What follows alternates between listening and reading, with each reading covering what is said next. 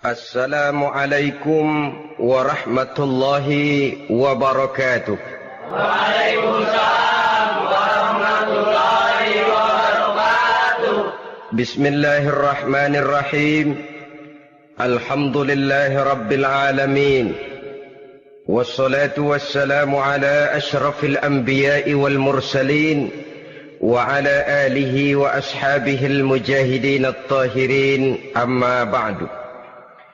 Bersabda Rasulullah sallallahu alaihi wasallam, "Iza sarratka hasanatuka wa sa'atka sayyi'atuka fa anta mu'min." Apabila perbuatanmu yang baik menyebabkan engkau bahagia, apabila perbuatanmu yang baik menyebabkan engkau gembira, dan perbuatanmu yang jahat menyebabkan engkau jadi susah, itulah tanda bahwa di hatimu masih ada iman. Artinya, belum tentu orang yang berbuat baik merasa bahagia dengan kebaikan yang dikerjakannya. Dan tidak selamanya orang yang berbuat jahat sanggup menyesali perbuatan jahatnya. Oleh karenanya, apabila iman masih ada, apabila hati masih hidup, perbuatan yang baik menyebabkan orang gembira, perbuatan yang jahat menyebabkan orang susah dan gelisah hatinya. Ini mengandung pelajaran. Sekali kita berbuat baik, jangan sekali-kali menyesali kebaikan itu. Sebaliknya, satu kali kita melakukan kesalahan, hendaknya selalu menyesalinya. Kadang-kadang dalam kehidupan, karena orang tempat kita berbuat baik itu rupanya membalas air susu dengan air tuba, kita lalu menyesali kebaikan. Lahirlah kata-kata, "Nyesal saya nolong dia." Ibarat pepatah katanya, nolong anjing kejepit. Waktu kejepit setengah mati kita tolongin, begitu selesai dia dari kejepitnya malah kita digigitnya. Saudara hadirin yang saya muliakan, dalam kehidupan sehari-hari barangkali ini kena filsafat yang disebut dorong mobil mogok. Ketika mobil mogok setengah mati kita dorong, begitu mesin hidup ditinggalkannya kita di belakang. Sesungguhnya perbuatan kita yang baik tidak harus disesali. Karena disesali atau tidak, toh perbuatan itu sudah kita lakukan. Dan penyesalan atas segala kebaikan hanya akan mengurangi nilai pahala kebaikan itu sendiri. Berbahagialah apabila berbuat baik, walaupun orang yang kita melakukan kebaikan membalasnya dengan kejahatan.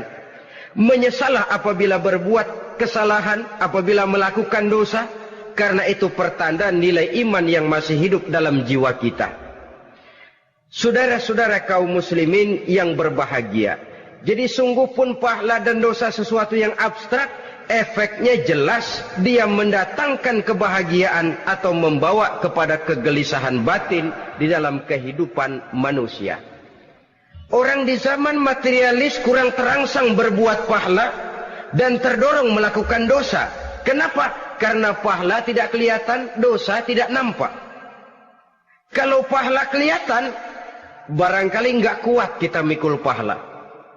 Kalau dosa benjol, umpama tiap bikin dosa palanya benjol, barangkali sudah nggak karu-karuan kepala kita. Baik pahala, baik dosa, sesuatu yang tidak nampak oleh pandangan mata zahir, tapi yang punya efek dalam kehidupan ini. Orang yang banyak pahalanya dengan orang yang banyak dosanya, kalau dia berjalan barangkali sulit kita membedakan. Tapi efeknya dalam kehidupan ini jelas adanya. Sesuatu yang bernama pahala kita perlukan, karena hidup tidak berhenti hingga di sini. Sesuatu yang bernama dosa harus kita hindarkan, karena ada kelanjutan sesudah hidup yang sekarang ini. Kehidupan dari satu pertanggungan jawab.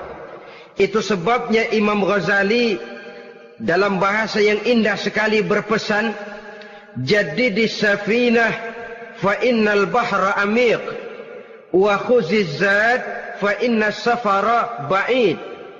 Perbarui selalu kapalmu, rawat, jaga baik-baik, dandani kapalmu, fa innal bahra amiq, karena sesungguhnya lautan ini sangat dalam. Satu bahasa yang indah dari tamsil terhadap kehidupan. Perbaiki kapalmu karena lautan ini sangat dalam. Artinya, jaga baik-baik hatimu. Pelihara iman dan keyakinanmu, karena hidup ini bagaikan gelombang lautan. Tempo-tempo air tenang, tempo-tempo ombak menggila dan menggunung. Jaga iman baik-baik karena hidup penuh dengan cobaan dan ujian. Itu maksudnya. Wa khuziz zad fa inna safara ba'id. Dan bawa bekal yang banyak karena perjalanan hidup ini sangat panjang. Perjalanan ini sangat jauh. Kita kalau pergi keluar kota tentu saja membawa bekal. Makin jauh kota yang akan kita tuju, makin banyak bekal yang harus kita bawa. Alangkah sengsaranya manusia apabila dia akan pergi ke satu kota yang jauh, modalnya cuma nekat. Bagaimana nanti di sana sajalah. Tidak membawa bekal sebagaimana yang sewajarnya. Hal yang semacam ini senangnya sih belum tentu, keblangsak dan susahnya sudah kebayang. Itu dalam kehidupan di dunia ini. Bagaimana kalau sudah bicara tentang kehidupan yang akan datang? Karena sesungguhnya hidup ini merupakan satu perjalanan yang sangat panjang.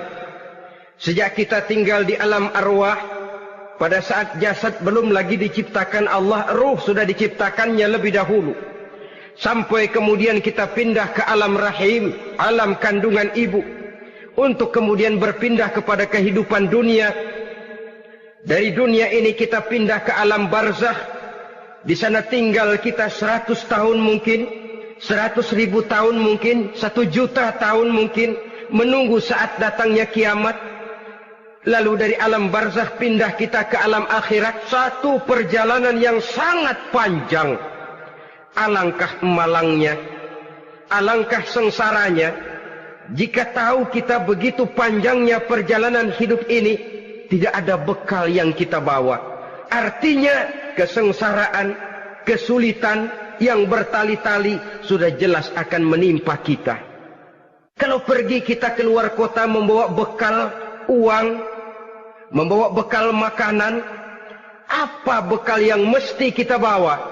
Apabila kita kembali ke alam barzakh, kembali ke alam kubur, berkumpul di padang mahsyar di akhirat nanti. Nasi yang mau kita bawa, uang yang mau kita bawa, tentu tidak lagi. Karena kehidupan materialis selesai di atas liang lahat. Bila masuk kita ke liang lahat, disitulah pahala dan dosa memegang peranan yang sangat penting. Maka pada pertemuan malam ini, kita akan bicara tentang pahala dan dosa itu. Saudara-saudara kaum muslimin rahimakumullah. Yang dinamakan pahala, kata Imam Ali Al-Jurjani dalam kitab At-Ta'rifatnya, ma yastahiqqu bihi ar-rahmatu wal maghfiratu minallahi ta'ala. Sesuatu yang pelaksananya berhak untuk mendapat rahmah dan ampunan dari Allah. Dengan kata lain, nilai pahala adalah akibat dari perbuatan-perbuatan di dalam melaksanakan perintah dan anjuran yang ada di dalam kehidupan agama. Apabila perintah dan anjuran kita laksanakan, nilai pahala itu lalu datang. Nah, nilai pahala dalam Islam, menurut konsepsi Quran, Allah menjelaskan, man jaa bil hasanati falahu asyru amsalihha. Barang siapa yang datang membawa satu kebajikan, barang siapa yang melaksanakan satu kebaikan, maka dia akan mendapat balasan 10 kali dari kebaikan yang dikerjakannya. 10 kali ini pun masih dilipat gandakan dengan 7. 7 ini pun masih dikalikan 100. Dan itu pun masih ditambah dengan pernyataan, wallahu yudha'ifu liman yasha. Allah masih akan melipat gandakan perbuatan baik seseorang yang dikehendakinya. Itulah nikmatnya dalam Islam. Tetapi sebaliknya, wa man jaa'a bisayyi'ati fala yujza illa mislaha. Barang siapa yang melakukan satu kejahatan, dia tidak akan mendapat balasan kecuali sesuai dengan kejahatan yang dikerjakannya. Alangkah rahman dan rahimnya Allah. Orang yang berbuat baik dibalas 10, dikali 7, dikali 100, masih dilipat gandakan pula. Tapi orang yang berbuat jahat tidak akan mendapat balasan kecuali sesuai dengan kejahatan yang dikerjakannya. Ini kan beda dengan sifat kita manusia. Kita ini kadang-kadang kalau dijitak membalasnya mukul. Tapi kalau orang berbuat baik kepada kita, kita enggan untuk berbuat baik kepada orang tadi. Allah tidak mengajarkan begitu. Satu kebaikan berbalas 10. Satu kejahatan berbalas dengan satu kejahatan. Maha Rahman dan Rahim Allah. Bahkan dalam Islam, niat berbuat baik saja mendapat pahala. Sedangkan niat berbuat jahat belum ditulis merupakan satu dosa sampai kejahatan itu dikerjakan oleh orang yang niat tadi. Umpamanya, saudara niat, nanti malam giliran pengajian saya mau hadir di majelis taklim. Pas datang waktu malam, hujan turun sangat lebat. Saudara berhalangan datang ke majelis taklim, saudara sudah mendapat pahala niat. Tapi saudara niat, nanti malam kalau turun hujan, saya mau bongkar rumahnya si fulan, saya mau curi seluruh harta bendanya. Ternyata malam saudara tidak mengerjakan perbuatan itu belum ditulis dosa sampai perbuatan itu benar-benar dikerjakan. Tapi lalu jangan macam-macam. Kalau begitu niat aja yang baik, biar nggak usah dikerjain. Niat aja pengen ngaji walaupun tidak ada niatan untuk ngaji. Allah lebih tahu tentang apa yang terdetik di dalam hati sanubari kita. Itulah sebabnya sangat dianjurkan orang untuk melakukan segala macam kebajikan. Dan dianjurkan orang menjauhkan segala macam bentuk kejahatan. Karena dia akan berefek melahirkan dosa dan pahala. Dosa dan pahala itulah alat untuk memperoleh kebahagiaan di alam kubur, di padang mahsyar, sampai di akhirat nanti. Di dunia ini mungkin segalanya bisa kita beli dengan yang namanya uang. Keamanan kita bisa menyewa petugas untuk menjaga rumah kita. Kendaraan yang mewah bisa kita beli. Udara yang sejuk bisa kita ciptakan. Siapa banyak uang, dia raja. Mungkin itu di dunia. Tapi bisa apa uang kalau kita sudah masuk ke alam kubur? Bisakah munkar nakir kita sogok? Udah karkir, jangan nanya nih, cepet. Bisakah malaikat azab menyingkir dengan uang semir? Ternyata tidak. Untuk memperoleh kebahagiaan di sana, nilai pahala. Kesengsaraan akan kita dapat kalau kita banyak menumpuk dosa. Oleh karena itu jangan beranggapan, pahala nggak kelihatan, dosa juga nggak kelihatan, biarin saja. Yang tidak kelihatan ini pada waktunya akan memegang peranan yang sangat penting. Tapi tidak cuma untuk menghadapi hidup di situ, kita lalu harus berbuat baik dan meninggalkan yang jahat. Terutama juga di dunia ini. Toh pepatah bilang gajah mati meninggalkan gading, harimau mati meninggalkan belang. Apa yang akan kita tinggalkan setelah kita mati? Kita ingin jasad kita boleh hancur terkubur tanah, tapi nama kita ingin hidup terus, dikenang orang 100, 1000, bahkan 1.000.000 tahun yang akan datang. Ditulis orang dengan tinta emas dalam sejarah, tercatat kita sebagai orang baik-baik. Saudara-saudara kaum muslimin rahimakumullah. Lalu perbuatan apa yang bisa mendatangkan pahala itu? Saudara-saudara, semua perbuatan yang diperintah dan dianjurkan oleh Allah, yang dikerjakan dengan ikhlas hanya untuk mencapai ridho Allah, mendatangkan pahala.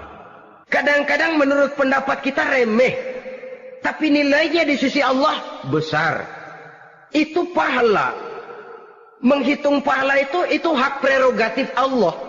Perbuatan yang ringan Allah mau berikan ganjaran yang besar, itu urusan Allah. Misalnya, kata Nabi, la tahkiranna minal ma'rufi syai'an. Jangan kamu menganggap remeh perbuatan baik walaupun kecil.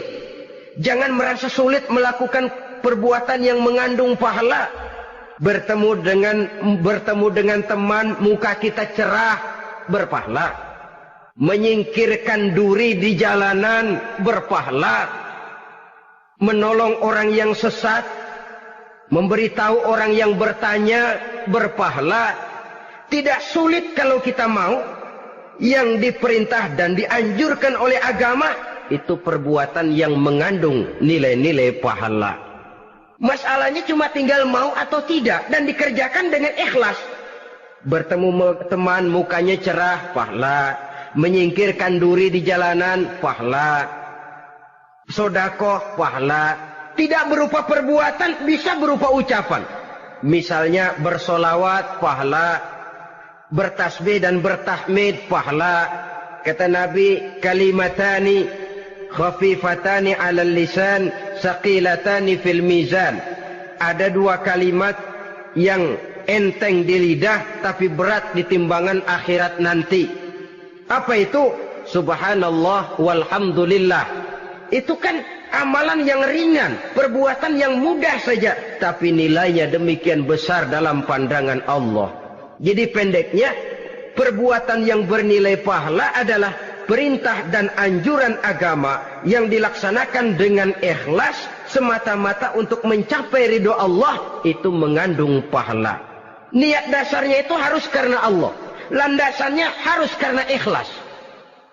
Bukan cuma sekedar basa-basi, tidak karena ingin dipuji orang, tidak karena mengharap tanda jasa, tapi ikhlas semata-mata. Dari perbuatan yang paling kecil dan mudah sekali sampai kepada amalan-amalan yang besar dan memerlukan biaya yang besar, seperti melaksanakan ibadah haji, seperti jihad fi sabilillah, membangun masjid, membangun pondok-pondok pesantren, membangun pusat-pusat kesehatan, membangun jalan-jalan umum, termasuk menjaga keamanan. Jangan dikira loh, siskamling umpamanya, menjaga keamanan kampung tidak berpahala. Kalau diniatkan ibadah, menjaga ketenangan warga supaya mereka tekun ibadah, ikhlas karena Allah, itu juga bernilai ibadah. Keluar kita dari rumah, pergi pagi, pulang sore, peras keringat, banting tulang cari nafkah, buat menghidupi anak istri kita. Kalau diniatkan ibadah, melaksanakan kewajiban sebagai kepala rumah tangga, membantu orang tua sebagai anak, itu juga perbuatan-perbuatan yang mengandung pahala. Yang terbaik sesuai dengan bidang kehidupan kita. Ada orang yang dinamakan abid, ahli ibadah, pahala yang paling baik bagi dia banyak-banyak tahajud, sembahyang malam, wirid, zikir, tasbih. Ada yang dinamakan orang alim, pahala yang paling baik buat orang macam ini mengajar, menyebarkan ilmu, mendakwahkan Islam. Ada yang disebut wali, pejabat pemerintah, petugas. Amalan pahala yang paling baik buat orang semacam ini melayani masyarakat, bekerja di bidangnya sesuai dengan profesinya. Saudara hadirin yang saya hormati, jadi dengan demikian perbuatan-perbuatan yang mengandung nilai-nilai pahala ini bisa perbuatan yang menurut kita kecil namun punya nilai besar. Apalagi perbuatan besar dengan biaya yang besar, tentu makin besar juga pahala yang disediakan oleh Allah Subhanahu wa ta'ala. Oleh karenanya, kalau kita bercermin dari ayat Quran, hidup ini kesempatan untuk berbuat baik. Huwallazi khalaqal mauta wal hayata liyabluwakum ayyukum ahsanu amala. Dialah Allah, Tuhan yang telah memberikan hidup dan mati kepadamu untuk menguji kamu, siapa di antara kamu yang paling baik amal perbuatannya. Jadi tidak saya rinci, tapi cukuplah satu penjelasan global. Perbuatan yang berpahala adalah perbuatan melaksanakan perintah Allah atau anjuran Allah dengan dasar ikhlas, dengan tujuan untuk mencapai ridho Allah semata-mata. Lalu apa perbuatan yang mengakibatkan dosa itu? Saudara-saudara, dosa lahir akibat melakukan larangan Allah atau mengerjakan yang dicelaknya. Nah, para ulama ada yang membagi dosa itu menjadi dua bagian. Ada dosa-dosa kecil, ada dosa-dosa besar. Tetapi sebenarnya ditinjau dari segi hakikatnya, kalau sudah melakukan satu kesalahan yang mengakibatkan dosa, jangan dilihat besar dan kecilnya, tapi kepada siapa dosa itu kita kerjakan. Sebab kalau dosa kita anggap satu yang kecil, orang akan terangsang untuk mengerjakan yang kecil-kecil saja. Sehingga dengan demikian, yang kecil pun akan menjadi besar kalau ditumpuk-tumpuk. Sedangkan yang besar bisa saja menjadi kecil kalau selalu diiringi dengan permohonan ampun kepada Allah. Itu sebabnya para ulama sufi, orang-orang tasawuf mengatakan, la saghair ma'al istimrar wala kabair ma'al istighfar. Tidak ada dosa yang kecil kalau dikerjakan terus-menerus, dan tidak ada dosa yang besar kalau digempur tiap saat dengan perbuatan istighfar atau memohon ampun kepada Allah Subhanahu wa taala. Cuma saja pada umumnya, karena dosa-dosa kecil itu lebih mudah taubatnya, dan ada janji Nabi, barang siapa yang meninggalkan dosa-dosa besar akan diampuni dosa-dosanya yang kecil-kecil. Oleh karena itu, pada kesempatan ini kita akan juga bicarakan apa saja yang termasuk klasifikasi dosa-dosa besar, dengan harapan kita bisa menjaga diri, menyelamatkan diri, jangan sampai terjatuh ke dalam dosa-dosa yang besar tadi. Tetapi bukan berarti kita harus terangsang melakukan dosa-dosa yang kecil. Biarin kecil ini, tobatnya gampang. Dosa kelas teri. Dosa itu kan tidak kelihatan. Lalu terangsang melakukan perbuatan dosa-dosa walaupun kecil, kalau berlarut terus-menerus dia akan tumbuh menjadi dosa yang besar. Oleh karenanya jangan sampai mengundang pengertian kalau kita membicarakan dosa-dosa yang besar lalu terangsang melakukan dosa-dosa yang kecil. Karena bagaimanapun juga dosa kecil dan dosa besar sama dalam arti kepada Allah kita melakukan kesalahan. Dan dosa yang kecil pun kalau bertumpuk, dia akan menjadi banyak. Saudara-saudara kaum muslimin rahimakumullah, ada beberapa jenis dosa-dosa besar. Jenis yang pertama, asyirku billah, syirik atau menyekutukan Allah. Dari sekian deretan dosa-dosa besar, syirik ini merupakan bapak moyangnya dosa.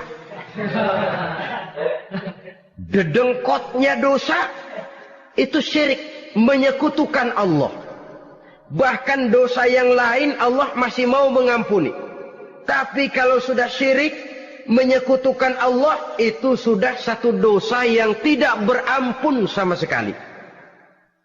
Oleh karena itu tepat pesan Imam Ghazali tadi, jadi di safinah fa innal bahra amik, jaga iman, pelihara akidah, dandani kapal. Karena hidup ini gelombang lautan sangat dalam, hidup banyak cobaan. Di dalam hidup di zaman sekarang ini, saudara bisa perhatikan, di mana tensi ekonomi tinggi, lapangan kerja sulit, persaingan hidup makin tajam, sifat egois dan individualis tumbuh di mana-mana, rasa solidaritas sosial menurun, sifat gotong royong musnah, orang mudah potong kompas, potong jalan, ingin cepat kaya, ingin cepat naik pangkat, ingin dapat kedudukan. Kadang-kadang akidah pun terjual, akidah pun musnah, jatuh ke jurang syirik pun tidak jadi soal. Itu yang kita khawatirkan. Kalau dosa-dosa yang lain Allah masih mau mengampuni, tapi kalau sudah jatuh kepada syirik, Allah sama sekali tidak akan memberikan ampun. Dalam kaitan dengan ini barangkali tepat sinyalemen Imam Ali itu. Andai kata kemiskinan merupakan satu kepribadian, saya akan membunuhnya lebih dahulu. Artinya memang kemiskinan ini sering mendorong orang kepada jurang kemusyrikan. Tidak tahan menghadapi godaan perut akibat tensi ekonomi yang tinggi, lapangan kerja yang sulit. Iman pun jadilah ditukar dengan 3 liter beras. Akidah pun jadilah dibarter dengan 3 bungkus supermi, dengan pakaian bekas, dengan obat-obatan. Tidak jadi soal baginya mengejar kebahagiaan yang relatif singkat dengan mengorbankan kebahagiaan yang abadi. Persis ibarat pepatah, nyari jarum kampak hilang. Mencari sesuatu yang kecil, yang besar jadi sia-sia. Membela perut, mengorbankan akidah. Na'udzubillah summa na'udzubillah. Saudara-saudara kaum muslimin rahimakumullah. Ini fakta. Ini kenyataan.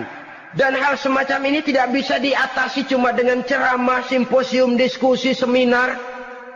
Apalagi Nabi berpesan, solahu ummati bil ilmi wal mal.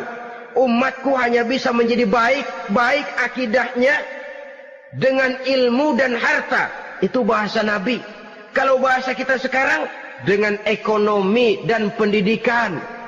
Ilmu, pendidikan, ekonomi, harta. Tanpa itu sangat besar kemungkinan kita bisa menjual akidah terjerumus di lembah kemusyrikan. Maka terutama kepada saudara-saudara saya, muslimin yang terpencil jauh dari kota-kota besar, yang kadang dalam kehidupan seharinya imannya sering digoda oleh supermi, akidahnya sering ditantang oleh pembagian beras, pakaian-pakaian bekas, obat-obatan dan sebagainya.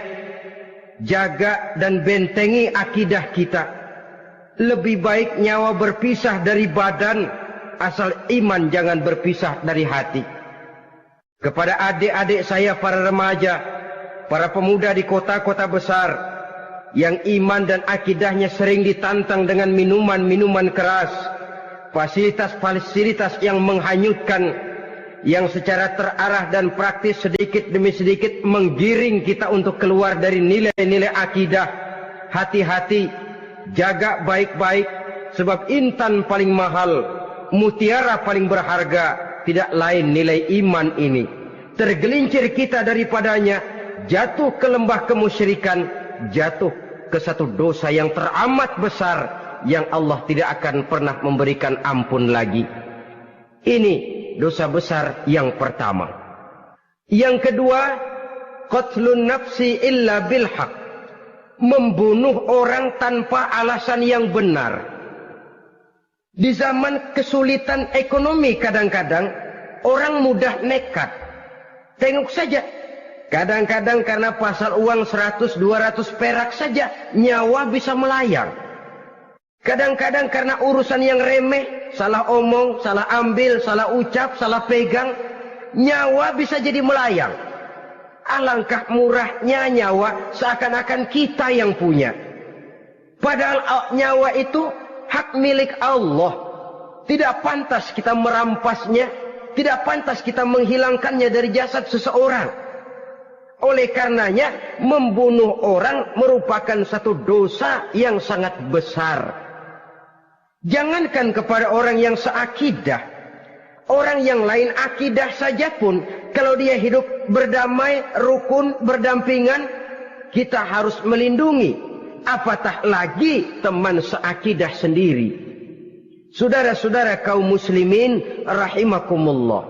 Pantas kalau Nabi menyatakan, apabila dua orang Islam sudah saling berkelahi, berbunuh-bunuhan, al-qatil wal maqtul finnar. Yang membunuh dan yang dibunuh, dua-duanya sama-sama masuk neraka.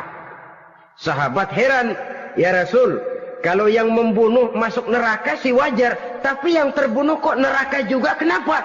Kata Rasul, sebenarnya dia juga cuma sudah niat untuk membunuh, cuma keduluan saja. Andai kata dia tidak terbunuh, tentu dia yang akan membunuh. Saudara-saudara kaum muslimin rahimakumullah, Islam sesuai dengan namanya adalah agama damai. Kita tidak boleh mencari-cari musuh, walaupun tidak boleh lari kalau bertemu musuh. Oleh karenanya, pantang seorang muslim menimbulkan benih keonaran menjadi biang kerok buat lingkungannya. Sesuai dengan namanya, seorang muslim adalah seorang yang dalam hidup senantiasa berusaha menebarkan salam, menebarkan kedamaian, ketenangan dan ketentraman.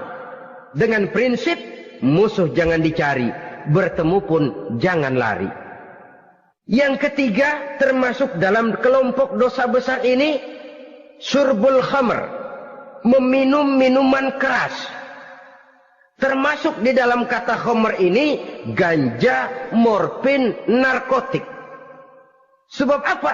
Jenis minuman semacam itu tidak hanya merusak keadaan sekarang, tapi sekaligus merusak kehidupan yang akan datang.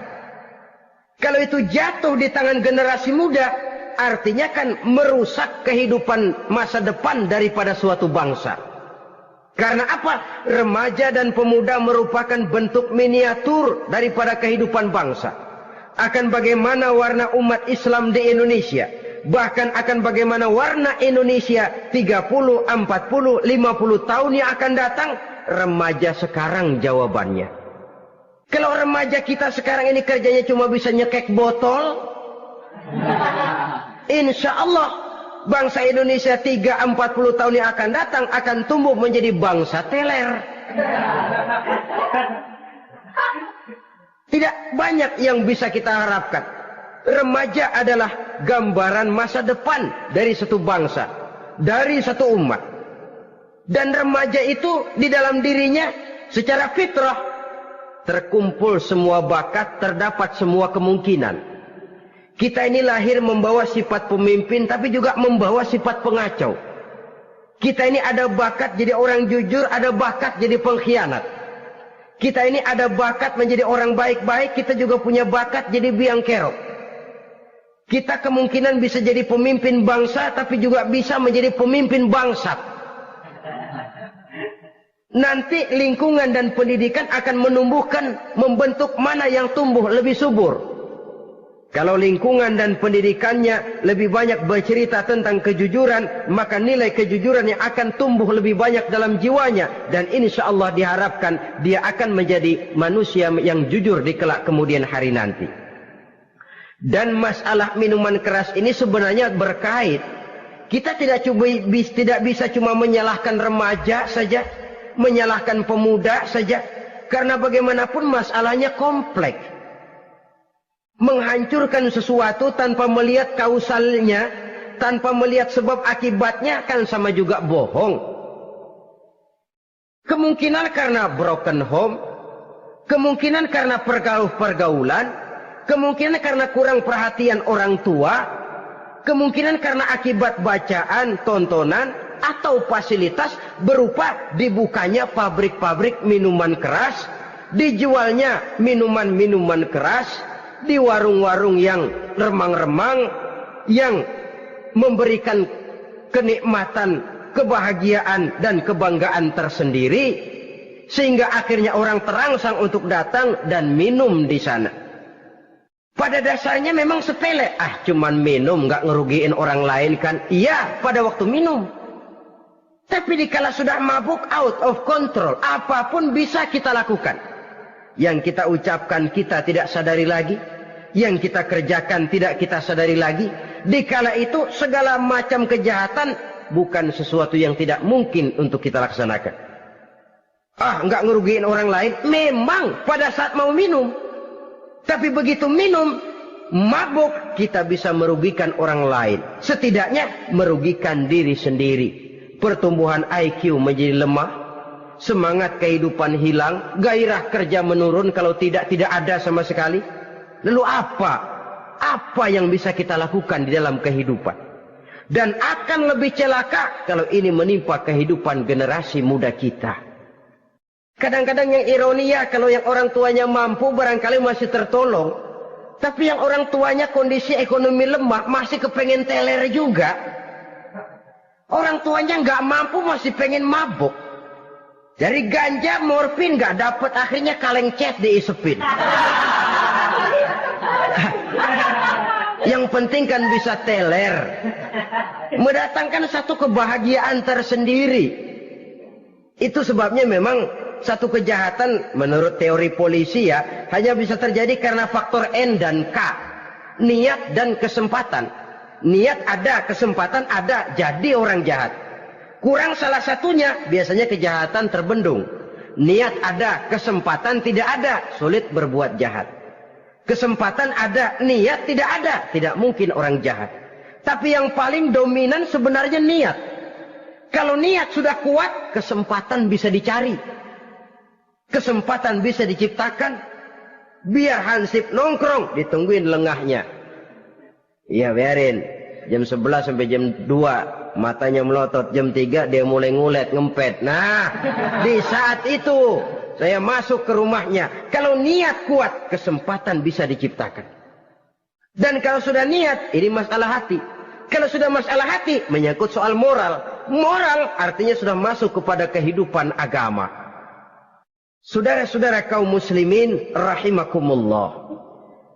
Yang keempat yang termasuk jenis dosa besar, az-zina, perbuatan zina. Di zaman pergaulan bebas dengan prinsip free love, free sex ini, tengok sudah berapa banyak gadis-gadis bergelimpangan jadi korban. Berapa banyak bayi-bayi yang lahir ke dunia tanpa tahu kemana dia mesti memanggil bapak. Apakah deretan jumlah korban ini masih harus bertambah lagi? Paling tidak, biarlah yang sudah jadi korban, tapi jangan bertambah lagi hendaknya. Masing-masing kita berupaya menahan diri. Termasuk dalam kategori zina ini, yang merupakan cabang-cabangnya, liwat, homoseks, lesbian, masturbasi. Bahkan masturbasi itu termasuk jenis zina tangan. Dan itu juga merupakan satu dosa. Di samping dosa juga merusak diri. Karena bagaimanapun juga dia akan mengurangi kemampuan daya pikir seseorang. Maka agama memberikan jalan keluar. Pesan Nabi, ya ma'syara syabab, man istata'a minkumul ba'at falyatazawwaj. Hai para pemuda, kata Nabi, barang siapa di antara kamu yang sudah bisa ba'at, yang sudah mampu ba'at. Ba'at itu artinya memberikan nafkah, baik nafkah zahir maupun nafkah batin. Falyatazawwaj, maka hendaklah dia kawin. Jadi yang maksud ba'at ini ya nafkah zahir, ya nafkah batin. Kita kadang-kadang cuma bisa ngasih nafkah batin saja sudah merasa pokoknya kan saya sanggup untuk kawin, lalu kawin tanpa kehilangan, dengan kehilangan pertimbangan. Saudara-saudara, wa in lam yastati', adapun kalau dia belum mampu, fa alaihi bisyam, hendaknya dia banyak puasa. Fa innahu lahu wija, karena puasa itu akan merupakan benteng jangan sampai orang memperturutkan hawa nafsunya. Andai kata puasa belum hobi, banyaklah olahraga para pemuda, para remaja. Karena dengan olahraga, pemikiran untuk memperturutkan hawa nafsu agak sedikit terkendali dan energi tersalurkan dalam bentuk yang positif. Pendeknya kreatif, banyak kegiatan. Ini pesan Imam Syafi'i tepat itu. Kata beliau, inni ra'aitu wuqufal ma'i yufsiduh, in sala taba wa illam yajri lam yatib. Aku melihat air kalau diam rusak, tapi kalau dia mengalir jernih.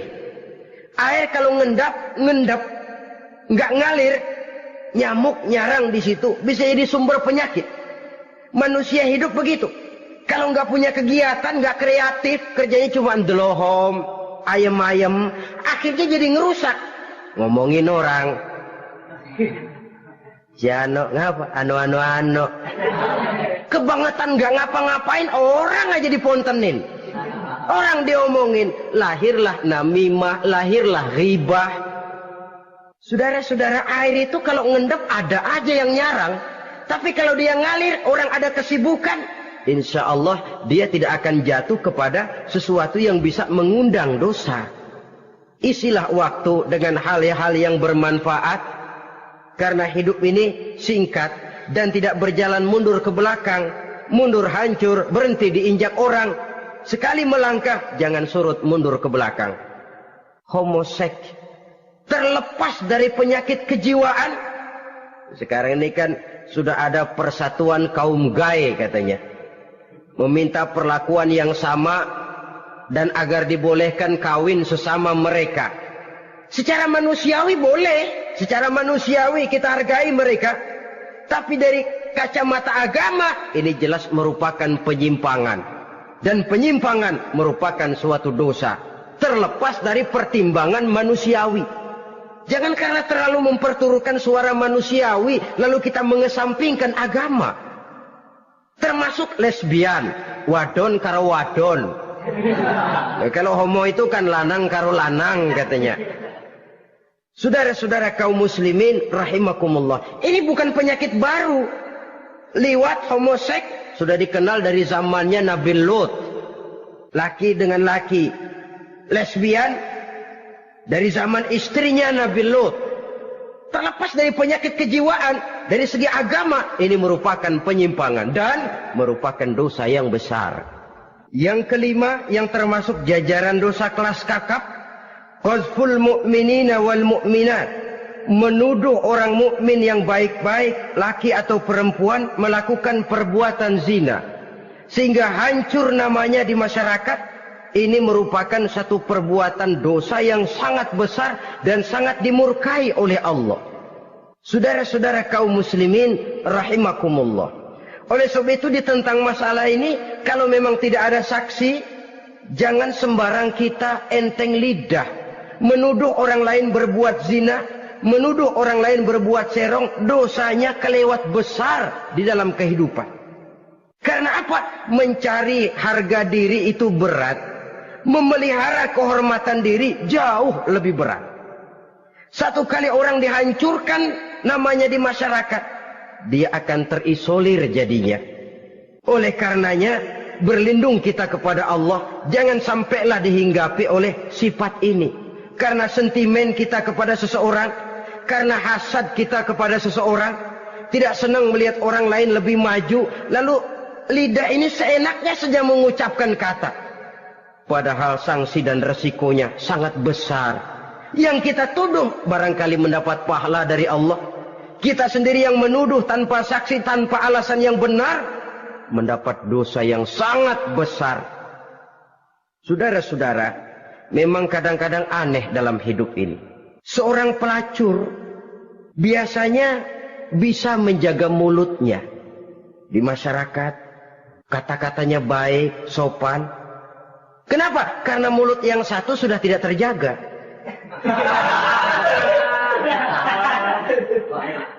Kita kadang-kadang kehormatan bisa kita jaga, tapi mulut tidak terkontrol. Ngomong saenake dewe, bikin orang mangkel, kesal, fitnah sana, fitnah sini, menghancurkan nama baik orang, ngomongin yang macam-macam. Bagai-bagai macamlah caranya. Saudara-saudara kaum muslimin yang berbahagia.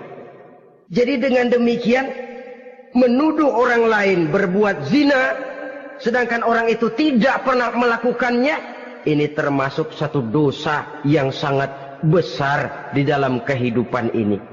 Yang keenam, al-'aqu bil walidain, durhaka kepada ibu bapak. Seorang anak, bagaimanapun banyak nilai ibadahnya, banyak kebaikan di masyarakat, menyandang berbagai macam gelar, pangkat dan jabatannya tinggi, tapi kalau sudah durhaka kepada kedua orang tuanya, alamat hidup tidak lagi membawa keberkahan. Dan itu dosa yang sangat besar. Sampai Nabi sabdakan, ridho Allah ada di dalam keridhaan ibu bapak. Murka Allah pun ada di dalam kemurkaan ibu dan bapak. Walaupun belum tentu setiap kita orang tua, tapi yang jelas setiap kita adalah anak. Dan setiap anak punya ibu dan bapak. Jangan sampai kacang lupa kepada kulitnya. Saudara-saudara kaum muslimin rahimakumullah. Durhaka kepada ibu bapak merupakan perbuatan yang sangat dimurkai oleh Allah. Apalagi ibu yang telah melahirkan kita, bahkan mengandung kita. Begitu juga bapak yang telah berusaha peras keringat banting tulang untuk mengasuh membesarkan kita. Tidak ada perbuatan baik yang kita lakukan untuk bisa menebus kebaikan daripada ibu dan bapak kita. Setidaknya kalau belum bisa berbuat baik kepadanya, kepada keduanya, janganlah menyakiti hati keduanya. Itu saja dulu yang harus dijaga. Kadang-kadang sudah berbuat baik enggak, nyakitin melulu. Sudah nyenangin belum bisa, saban sehari nyakitin saja. Padahal kedua orang tua itu doanya manjur, sebagaimana sumpahnya juga bisa jadi kenyataan. Dan sering bahkan menjadi kenyataan. Sampai ibu bapak sudah wafat, sudah meninggal sekalipun, kewajiban berbakti masih harus terus dilakukan oleh seorang anak. Lalu yang ketujuh, at-tawalli yaumaz zahfi, berpaling pada hari pertempuran. Orang sedang sibuk-sibuk menghadapi musuh, maksudnya berjuang membela agama ini, dia lari menyelamatkan diri. Pengecut, mental munafik.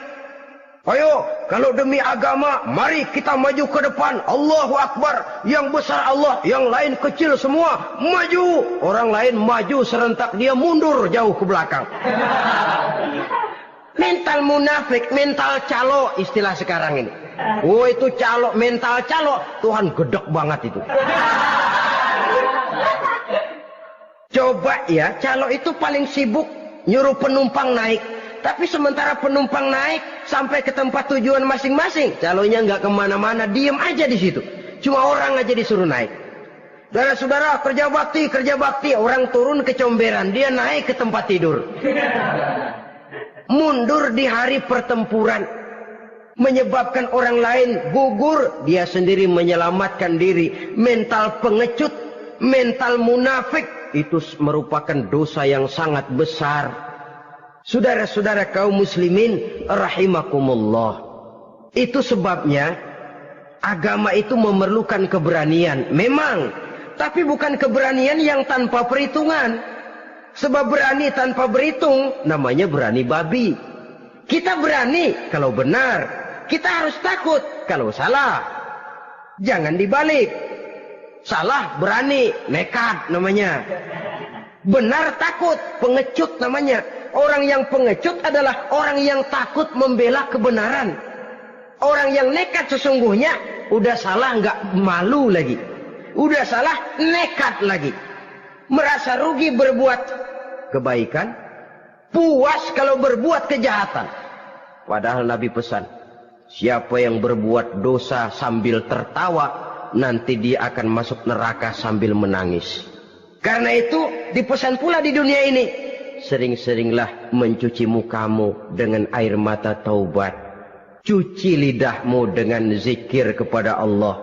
Bersihkan hatimu dengan air ikhlas. Saudara-saudara kaum muslimin rahimakumullah. Kan ada toh orang berbuat baik nggak gembira, tapi berbuat jahat malah puas.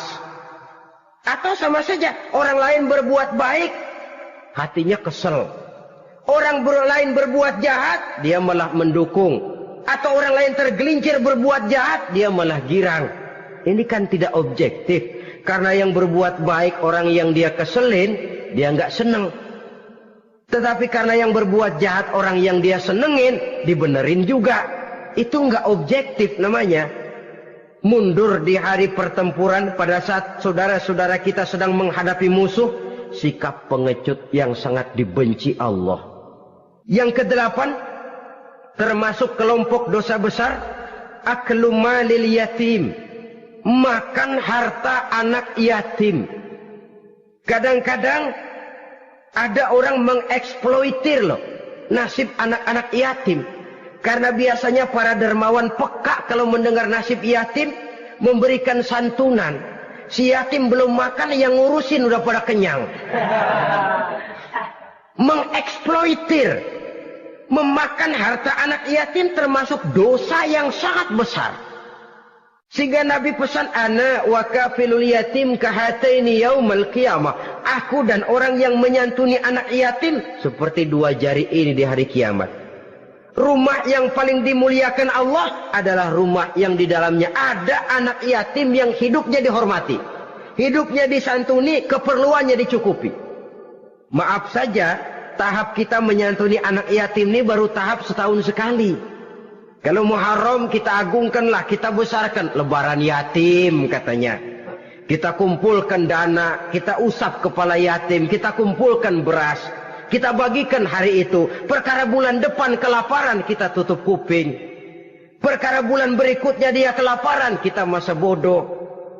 Bahwa di bulan Muharram kita santuni yatim piatu itu sudah baik. Tapi akan lebih baik lagi kalau kita sanggup menjadi bapak asuh mereka, memikirkan sekolah mereka, ada kontinuitas. Kalau mereka diasuh oleh orang lain, lalu bertukar agamanya, berpindah akidahnya, kita ngomel habis-habisan. Tapi kita ada kemampuan, kita tidak mau berbuat semacam itu.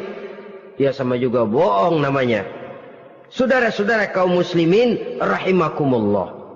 Orang yang menyantuni yatim mendapat pahala besar. Tapi orang yang mengkorup harta anak yatim, dosanya juga sangat besar. Berhati-hatilah kalau kita diberikan kepercayaan oleh masyarakat untuk mengurus anak-anak yatim. Karena pahalanya besar, resikonya juga besar. Yang kesembilan, syahadatuz zur, sumpah palsu. Sebab sumpah palsu ini menggunakan nama Allah untuk sesuatu yang tidak benar. Nama kita saja dibawa untuk yang tidak benar, kita jengkel. Nama kita dipalsukan untuk sesuatu yang tidak baik, kita kadang-kadang jengkel, tidak puas jengkel, menuntut melalui saluran hukum. Kenapa? Nama saya dicatut. Bagaimana lagi kalau nama Allah kita pakai untuk bersumpah, sumpahnya palsu, menguntungkan kita, merugikan orang lain, Allah murka betul. Maka sumpah palsu termasuk deretan dosa-dosa besar. Apalagi yang ke-10, aklur riba, makan riba alias renten. Ini kan yang cepat mendatangkan uang. Kadang-kadang kalau yang bikin riba itu orang awam barangkali, ya masih kita maklumi. Kadang-kadang penyakit ini datang menimpa mereka juga yang kita kenal kebaikannya. Bahkan suka datang ke musola, rajin ke masjid kadang-kadang. Riba masih dimakannya. Karena cara cari duit paling enak. Duit utuh tambahnya terus masuk. Na'udzubillah summa na'udzubillah. Itu yang diibaratkan dalam perjalanan Mi'raj waktu Nabi diperlihatkan neraka. Orang perutnya sebesar rumah dililit ular. Diseret-seret itu hancur perutnya. Dibulatkan lagi, diseret lagi, hancur lagi. Dibulatkan lagi, terus menerus begitu. Dia berteriak, mengerang, mengeluh, mengaduh kesakitan. Nabi tanya, itu apa Jibril? Itu contoh dari umatmu yang suka makan riba Muhammad. Makan renten. Saudara-saudara, ini kan mencekik leher orang. Orang sedang kesulitan. Kelihatannya sih baik, menolong. Tapi di belakang menolong itu nyekek. Di belakang nolong itu nyekek. Dan nyekek itu sebenarnya tujuan utamanya. Orang yang menjalankan riba pada dasarnya tidak punya perikman kemanusiaan kok. Kalau dia kelihatannya mau menolong, kelihatannya motifnya mencari untung di belakang itu. Jauh dari kemanusiaan. Yang ke-11, saudara-saudara, termasuk jajaran dosa besar itu qat'ur rahim, memutuskan silaturahmi. Marah, hobi sama marah. Kalau 3 hari nggak marahan sama orang, ngebet palanya. Selalu nyari gara-gara. Kalau udah marah berlaku perpanjangan waktu. Tahun, 2 tahun, kadang-kadang seumur hidup. Saudara hadirin yang saya muliakan. Apalagi mengurangi timbangan termasuk kelas dosa besar. Makan suap termasuk dosa besar. Semir menyemir dosa besar. Apalagi bunuh diri. Nah ini, bunuh diri dosa besar.